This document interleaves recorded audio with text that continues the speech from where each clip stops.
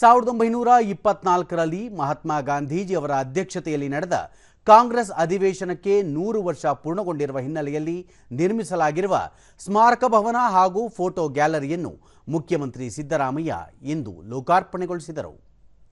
ಸಚಿವರಾದ H K. Patil, M B. Patil, doctor H C. Mahadevappa, Lakshmi Hebbalkar, Sharanaprakash Darshanapur, K H. Muniyappa, ಮಾಜಿ ಮುಖ್ಯಮಂತ್ರಿ ವೀರಪ್ಪ ಮೊಯ್ಲಿ, ಶಾಸಕರಾದ ಆಸಿಫ್ ಸೇಠ್, ಆರ್.ವಿ. ದೇಶಪಾಂಡೆ, ಚನ್ನರಾಜ್ ಹಟ್ಟಿಹೊಳಿ ಸೇರಿದಂತೆ ಹಲವು ಜನಪ್ರತಿನಿಧಿಗಳು, ಅಧಿಕಾರಿಗಳು ಉಪಸ್ಥಿತರಿದ್ದರು.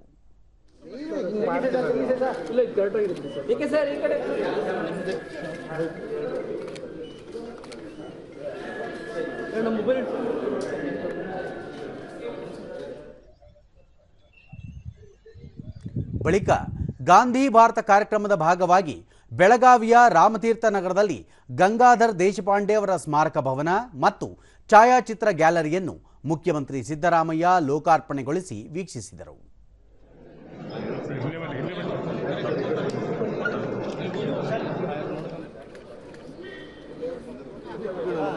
ಈ ಮಧ್ಯೆ ಗಾಂಧೀಜಿಯವರ ಪ್ರತಿಮೆಯನ್ನು ಸಹ ಮುಖ್ಯಮಂತ್ರಿ ಸಿದ್ದರಾಮಯ್ಯ ಅನಾವರಣಗೊಳಿಸಿದರು.